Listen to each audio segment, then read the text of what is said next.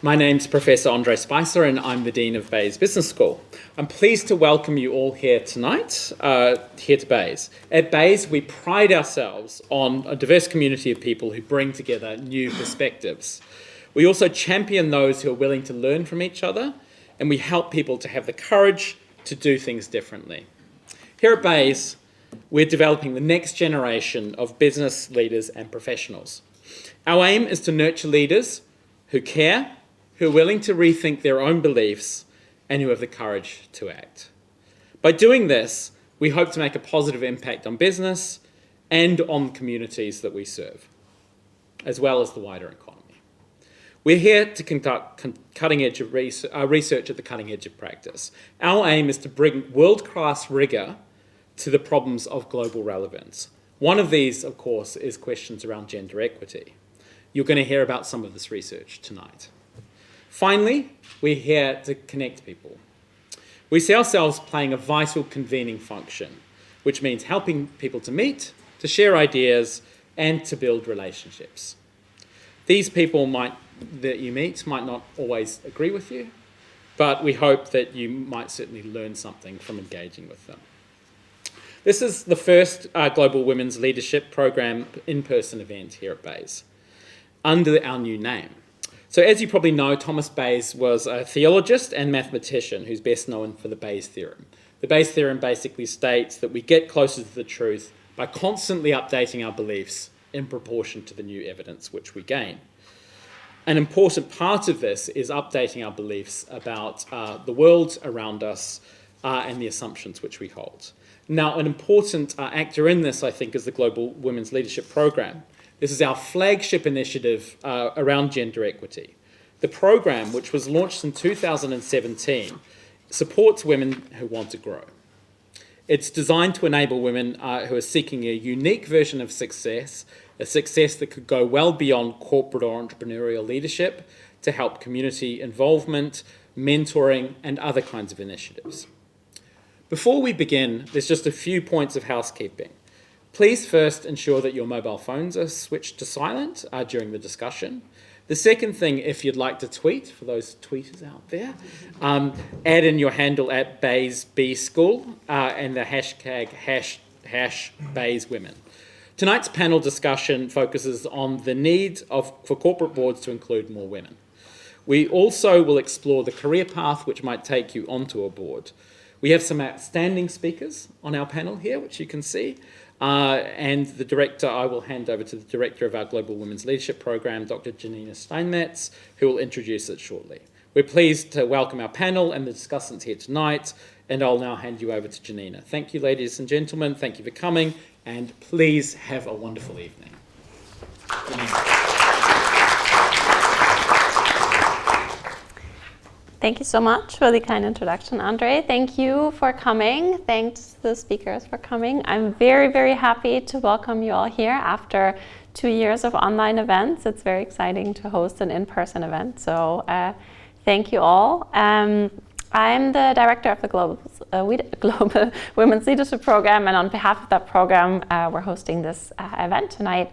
And this program gives support to women, female candidates who aspire to leadership positions. And we do that through awarding scholarships to amazing female students, candidates.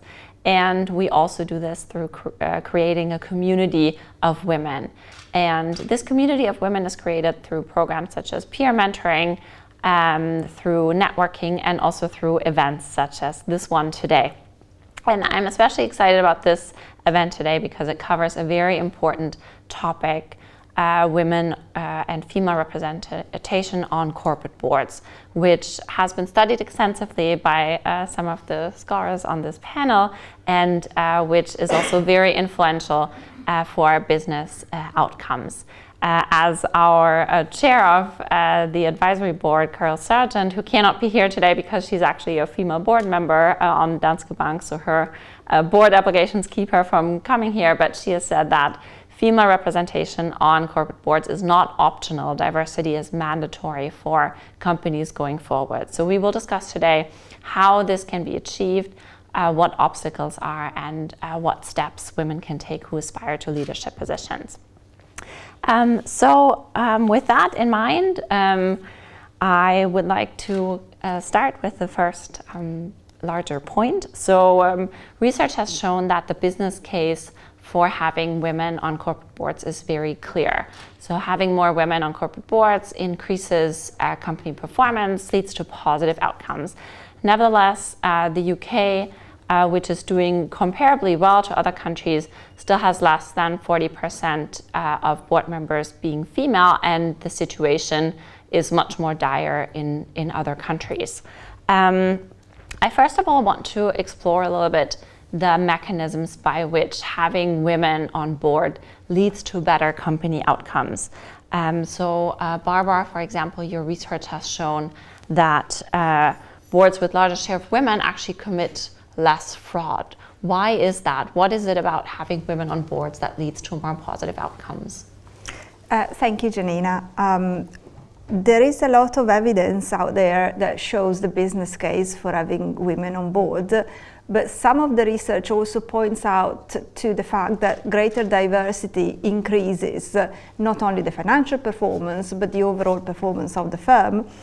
And there is evidence that shows that firms with more women on board commit less fraud, are more sensible to the environment, they do better accounting and better reporting.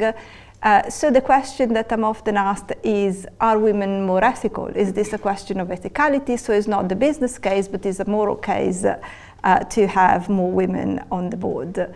And proving that women are more ethical is not easy when you try to do empirical research, because how do you proxy for ethicality?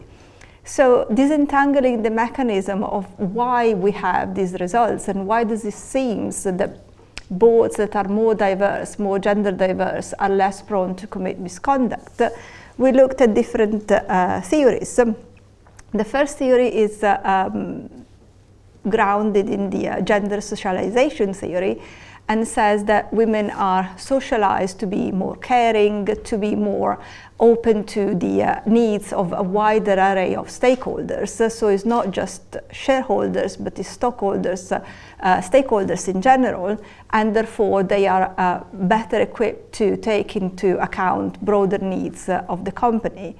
The other direction that the research is looking at is that it's not that women are more ethical, is that they are more afraid of punishment. So there is a huge literature on the gender punishment gap that shows that women are held to higher standards, and if they fail to live up to these higher standards, the punishment in terms of finding another job or being employed by another board are much higher for women than for men, and therefore they behave more ethically, not because they are intrinsically more ethically than men, but because the consequences of behaving in an unethical way are higher for women. So how do we get to disentangle this mechanism, and how do we prove that women are a good moral case, an ethical case is not possible. So there are a lot of different angles that can drive this behavior, but ultimately we don't really want to know what drives this behavior is the outcome that matters, and companies that have more gender diverse board behave more ethically.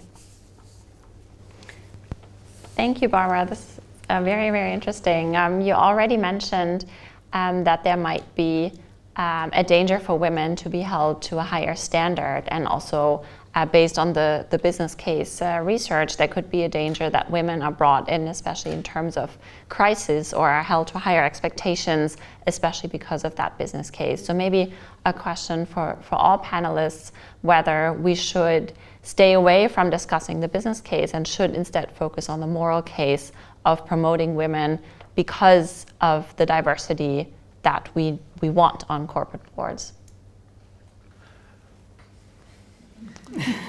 I'm I will give my opinion on this. I have a very strong opinion about this. I think the moral case is potentially the only case to be made because it's very difficult to argue that there are capability differences that are so skewed across genders. And so given that we believe that capability is distributed equally across genders, that implies that therefore there should be equity or equality in the gender distribution, for example, on corporate boards. That's my view. Yeah, and if I can add to that, so even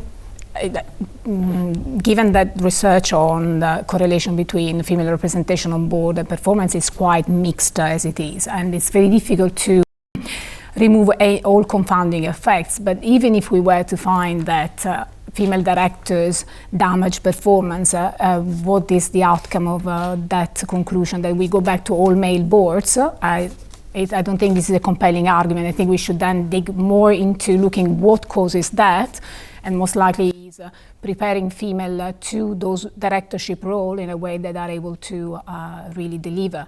And generally, I mean, the evidence doesn't really show that, but what we find is mostly that there is no detrimental effect on performances. But as I said, it's a very difficult thing to test, and partly because also, as you were mentioning, often women are appointed to leadership role at times of crisis, which obviously makes more challenging to deliver those performances that are expected from them. So again, how do you judge then what their impact is not so straightforward. Yeah, very important points. So I think we've kind of established that there is the business case, but even if there wasn't the business case, we would still have that moral case, as Sonia was pointing out. What if we found the opposite? Would that mean we should keep women off boards? That cannot be the conclusion, obviously. So we have a strong business case, we have a strong moral case. Still, there remain obstacles for women to become board members because change has been slow, despite many university graduates, many postgraduates being female. They somehow drop off at some point in their career before they reach these highest levels. Research has also shown that women often have a worse experience at work, especially in more executive functions. So is this changing? And if yes, is there more that we can do to kind of accelerate that change? I can go. Also because I want to share with you my experience, that is the experience of serving on a board of an Italian bank, the fifth Italian bank listed, that is BPER Banca. And there, just to share with you some data, what we observed is the following. In terms of women presence, out of 15 directors, 7 are female. So we have about a 47% female presence. The chairperson is a woman, and if we look at board committees, out of 5 committees, in 4 of them, the chairperson is a woman, and myself being the chairperson of the Related Parties Committee. And so the question could be how representative this is of the general Italian situation.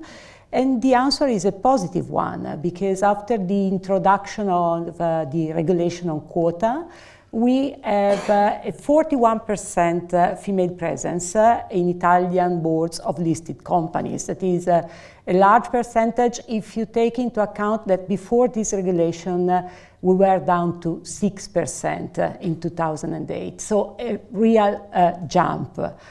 Although we didn't solve all gender discriminations, because if we look at non-listed companies, the percentage in terms of women presence is much lower. Again, I want to share with you the case of the Italian bank where I serve. For our control corporations, non-listed, we are down to a 15% female presence on boards, so much lower. And taking these numbers very seriously, also because our chairperson is a woman, I think, we decided on a voluntary basis to increase the percentage up to 20%. It's not a big change, but it has been a very complex process. To identify the women for those boards, it has not been easy. If I can be very honest, we had a sort of reverse discrimination. Sometimes we had to force to identify the person to put in the board, but I think we really started a transition. So again, we go back to the moral case.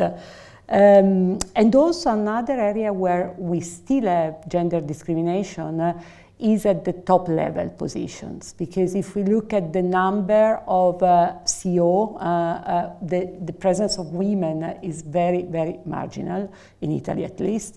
And if we look at chairperson, again, a very limited presence of women. So this activity on the top position, I think, is something that deserves a lot of attention, because if you then want to have the positive consequences in terms of projects to be taken and enhancement of stakeholders, orientation and so on, leadership position requires to have women. Yeah, thank you very much. We're very happy to have you as a board member of two Italian banks here to share your personal experience. Have you found any differences between these two banks, or how has your experience been in general? Oh, I found a very big difference because if I go back to my first experience, it was at Creval, that is now merged into Crédit Agricole Group. And when I was asked to join that board, I thought quota helped me a lot. Without the regulation on quota, I don't think I would have been asked, to be very honest. And also, that bank, over those years, was in a very difficult and critical situation. They had massive amounts of non-performing loans, and so very tricky decisions were required in terms of a capital infusion, in terms of massive disposals of NPL. Decisions that could be very risky and very unpopular. And so the phenomenon that we know about, the glass cliff, I think I am kind of a confirmation of that phenomenon, because probably, you know, when there are such risky situations to address, women are asked to join and to take on responsibilities, probably because men are not willing to take on those risks or not able to, I would say sometimes. But anyhow, I really found a major difference between that experience, my first one, that then allowed me, I think, to go into a very healthy bank like the one where I am now. But that experience has been essential to go further into this process of board activity. Very interesting. Thanks for sharing your experience. You mentioned quotas already, which Italy has that mandate a certain share of women on boards. Other countries also have quotas, for example, France and Norway, which simply force companies to adopt female board members because many other measures have failed. Sonia, I think your research has shown the beneficial effects of quotas more broadly. So do you think we should adopt quotas in the UK as well? We started looking into the question exactly. We were curious to see how the two different regimes have delivered in terms of final outcome, which is gender balance in boards.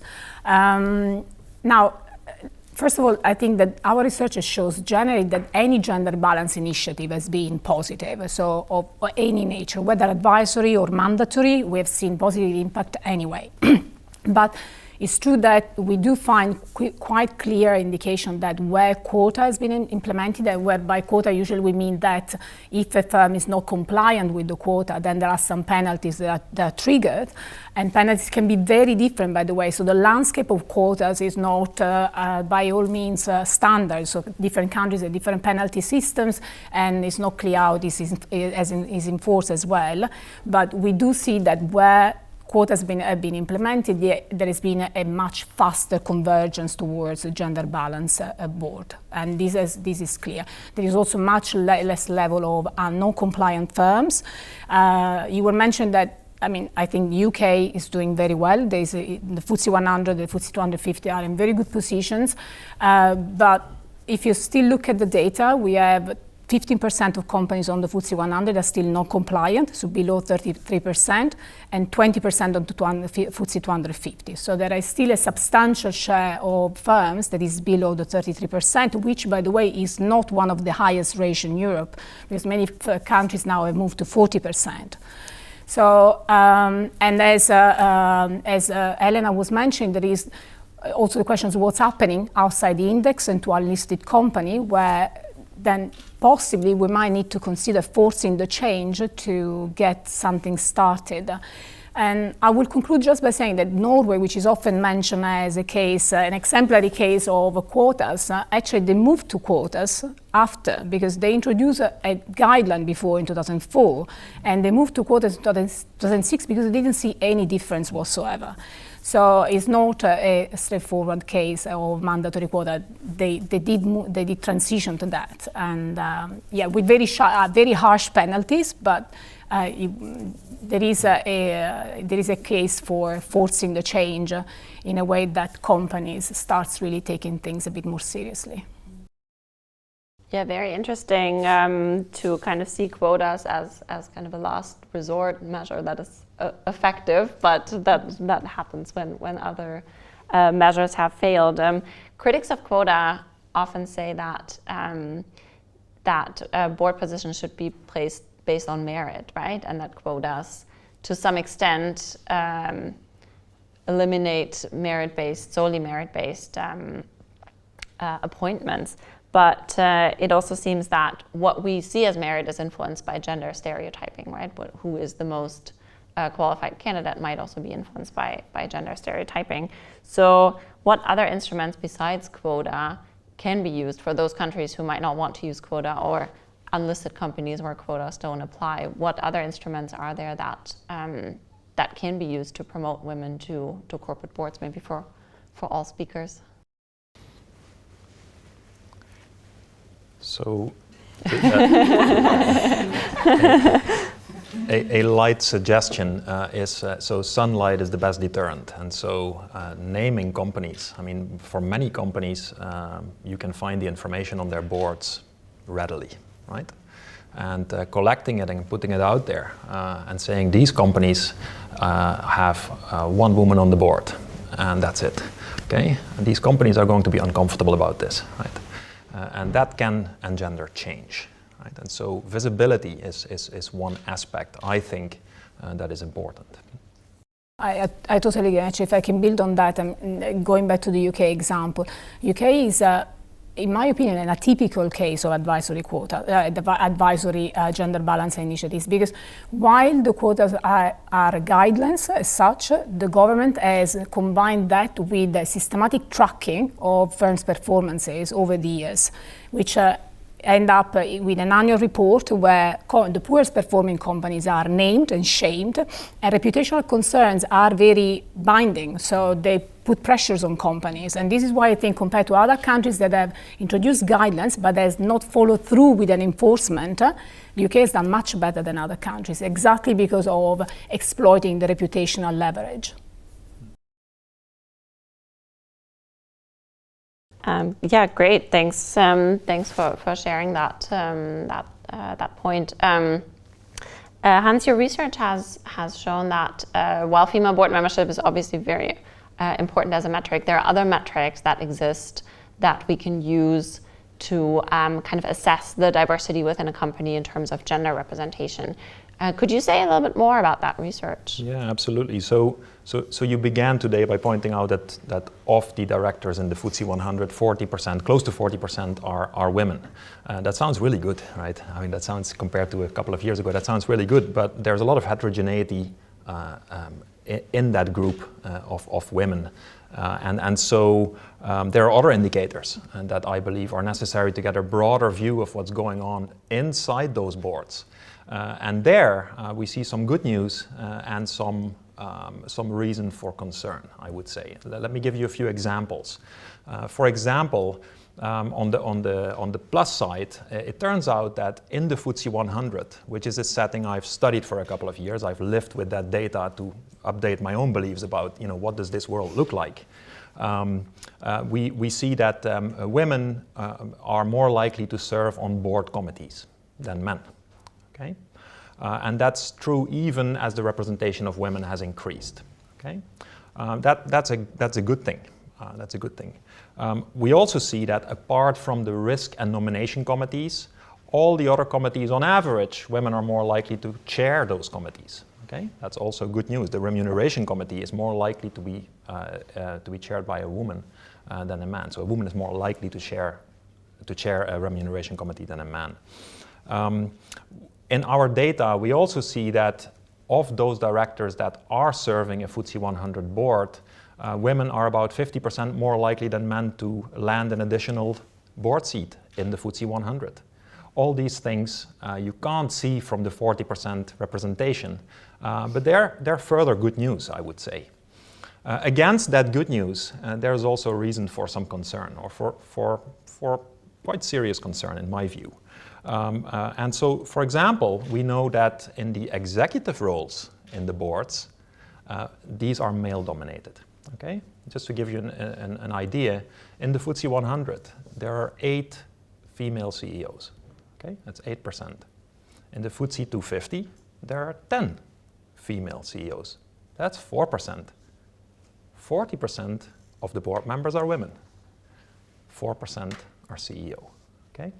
So this is a concern, and this is in fact one of the issues that was picked up quite readily from the Hampton-Alexander review. The Financial Times reported mainly on that issue. We need more women in executive positions. But I will add that even among non-executive directors, there's a lot of heterogeneity. It turns out that the vast majority of the board chairs in the FTSE 100 are men. 84% are men today. Okay? So 16 boards have a female chair. Okay? That also automatically means for most companies that the nomination committee is chaired by a man. Okay? But that doesn't sound very good, right? So it's a bit uncomfortable. Senior independent directors, a bit better. 32 out of the 100 companies in the FTSE 100 have a woman as a senior director. Okay? That is going in the right direction in my view. Okay? And then finally, while I pointed out that it's good that women have a higher likelihood to be on board committees, this also means that they have more meetings in a year. They have about 35% more meetings than men. That's time they can't use for another board or something else, right? And so these indicators give you a much richer view of what's going on behind that 40%.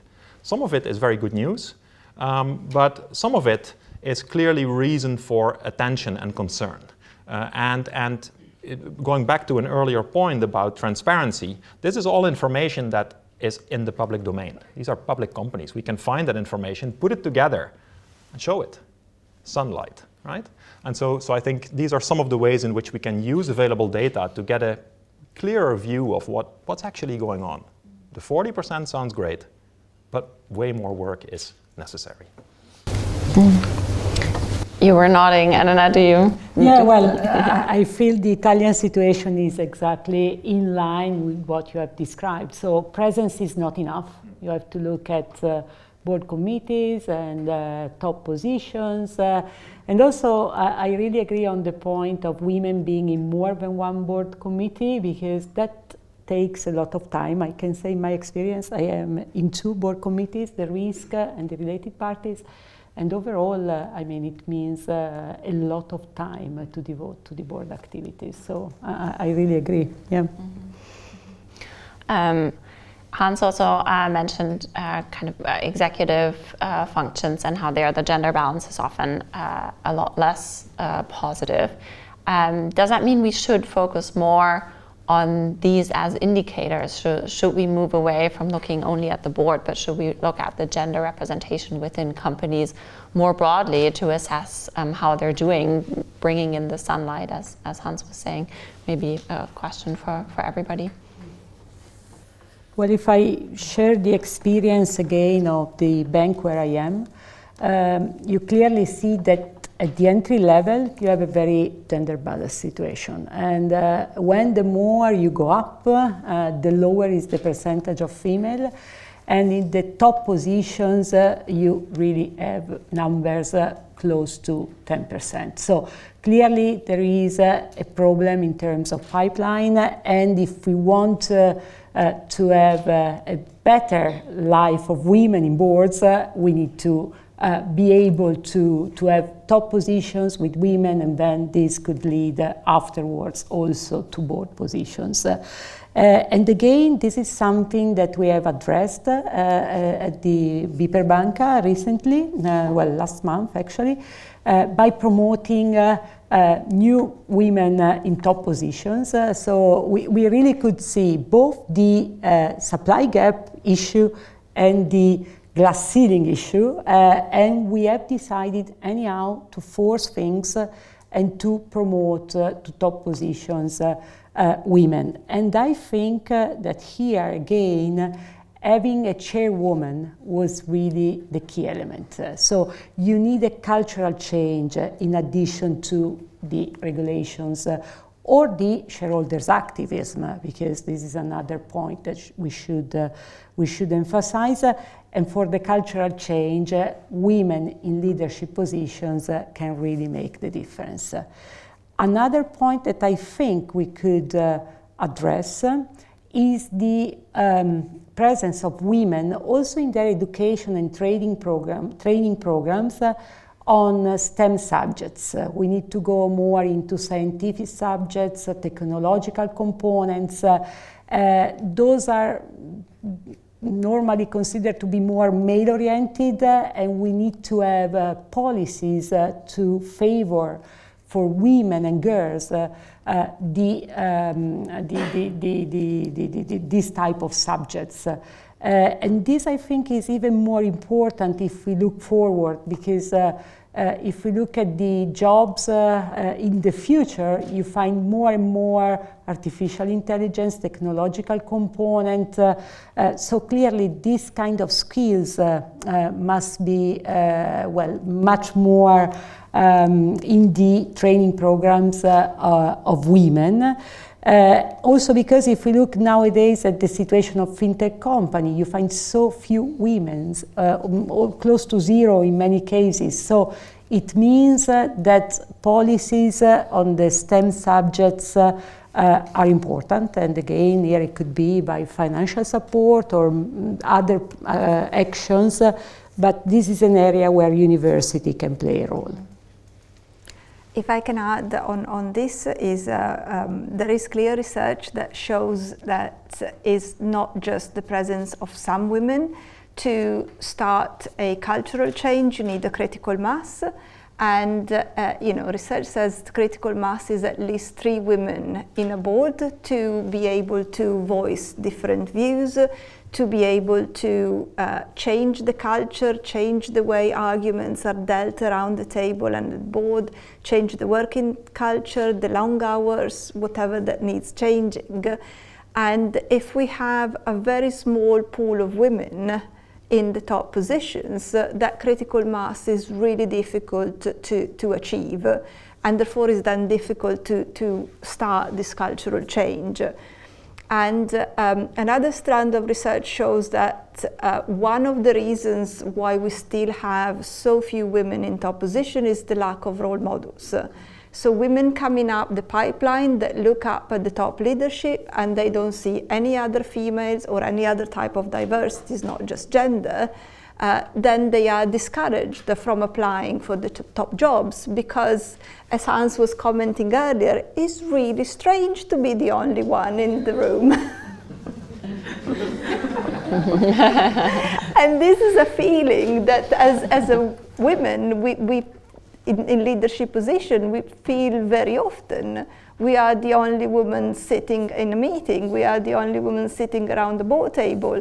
And it's okay, we are professionals, we know how to do our jobs, but sometimes to voice exactly what we think when you are in a minority of one, it can be tricky. It takes a lot of self-confidence to ignore the social context, and that is difficult. So role models along the pipeline and encouraging more women to apply for promotions is very important. We agree. We agree.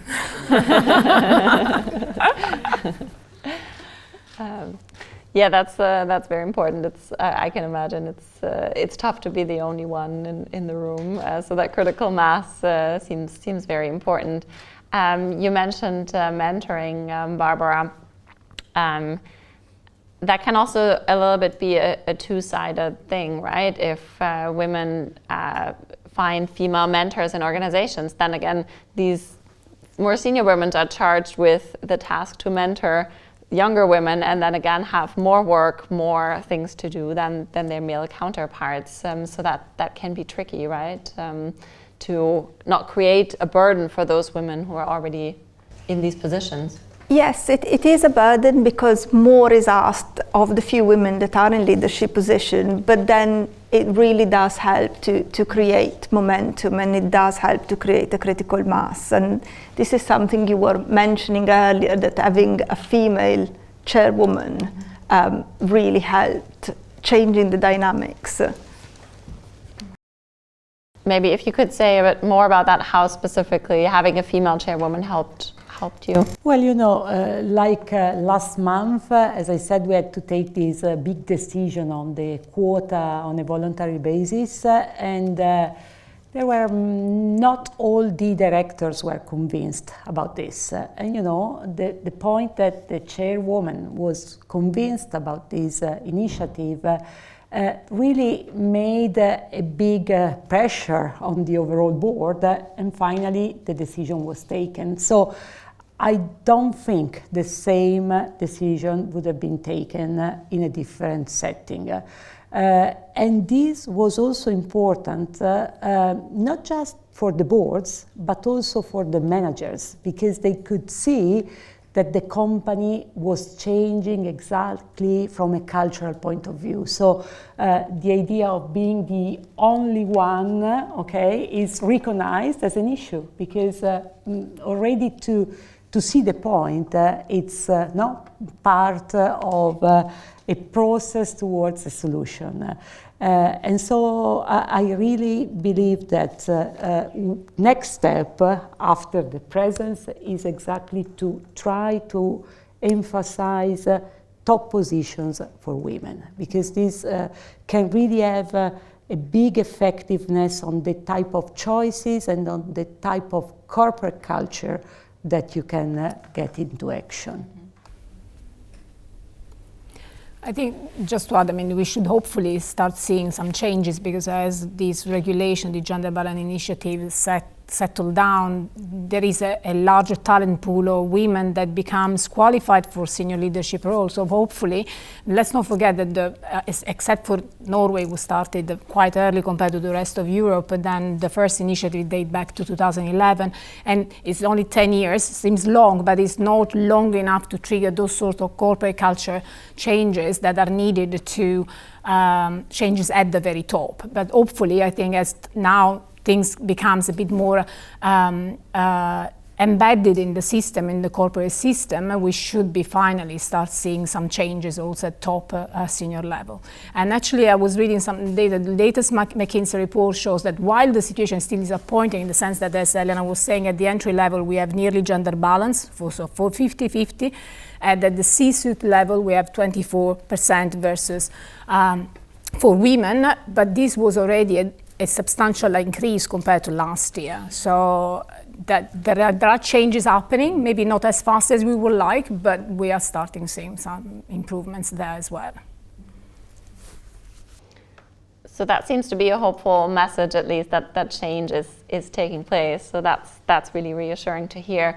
I would like to ask maybe all of you if you have some advice for women who aspire to reach top-level positions, maybe even corporate board positions. We asked around a little bit before the event for advice for what women can do, and Carol Sargent, the chair of our advisory council, who is on board of the Danske Bank said that one piece of advice that she would give is for women to make their interest known to their company. So to really be very proactive, let their managers know that they are interested and grab every opportunity of development that can be even a very small board, just to get that kind of experience. Does that resonate with what you think? And is there anything else that women can do, you think? Well, I try, even if it is never easy to give advices. But what I can see from my experience is that you should try to think big and strategically. So we normally tend to focus quite a lot on details. That's important, but that's not enough. And so try to look into the long run, the achievements you want to get there, and do big plans. And so try to think big. This is probably the first advice I would give. And secondly, equally important, is to invest strongly and early enough in your education. I normally say that my best investment ever has been my education, including also an international program here close by in London. So I really think that we need to focus on education of female, high quality, high standard, and we should probably provide also financial support to facilitate women where there is such a need. For example, in my case, without the grant I managed to get from my home university, probably I would not have started the international experience.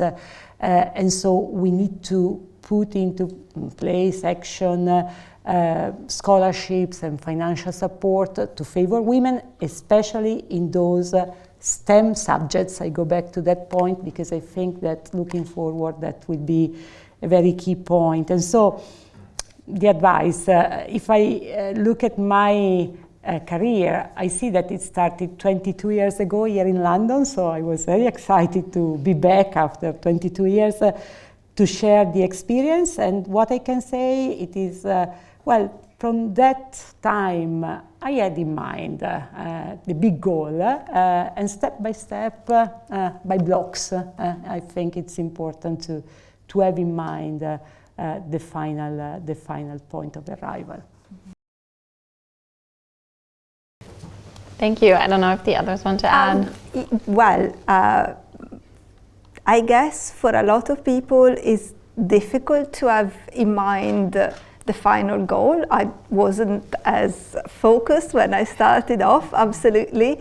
So I guess it's not you enter in a company and you think, oh, I'm going to be the CEO at some point in my career. That's maybe a thought that some have, maybe not.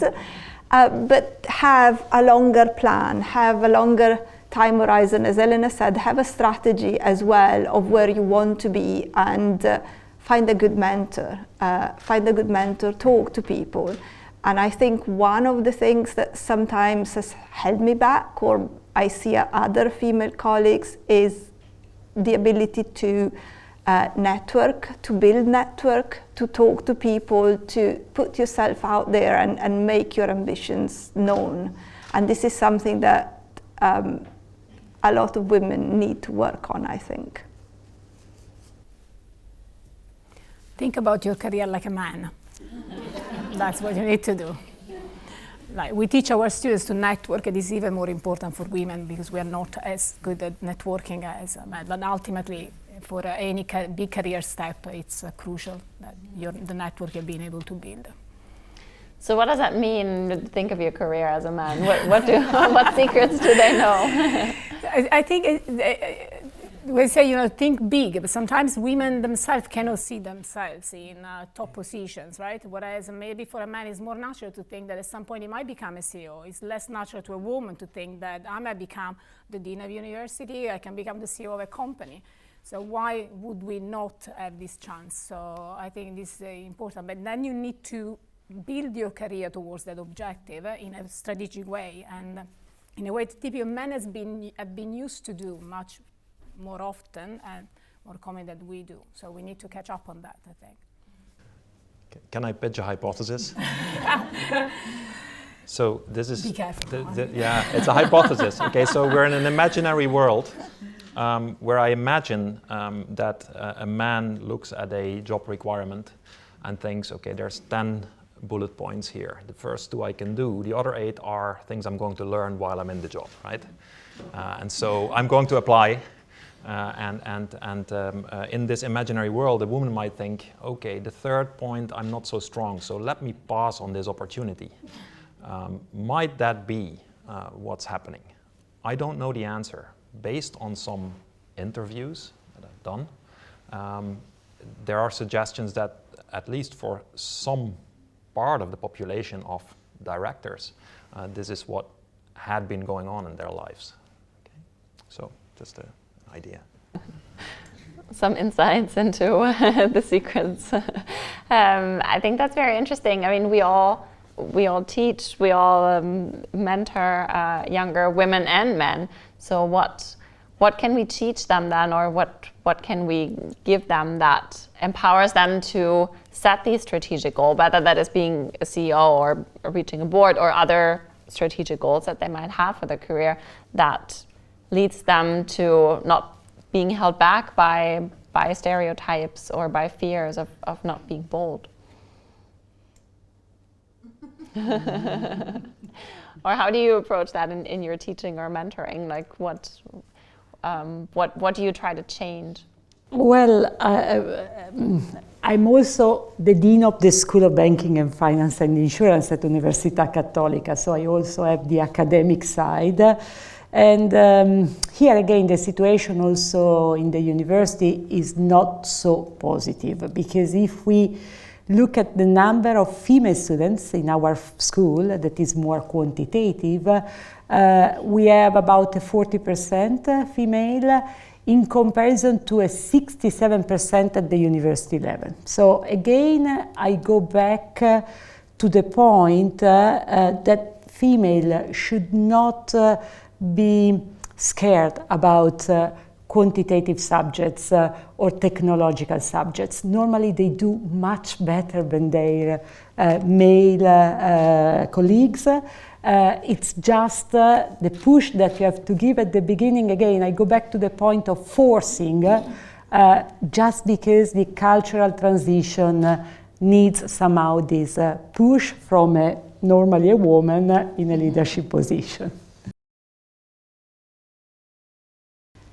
Well, one thing that happened this year, I was teaching a second-year undergrad class in international banking, and we had a very strange teaching slot. It was between 5 and 7 on a Tuesday evening. And my class, for many weeks, was just boys, just men. It was late, it was raining, it was an uncomfortable time. All my female students didn't turn up week after week after week. And I don't know why. And I put all these things together. So I asked them, and they said, well, we had to walk to Bunhill Row, which is here. It was late, it was raining. So sometimes it's also, you need to put the effort in. You need to turn up, you need to show up. And sometimes it's not easy.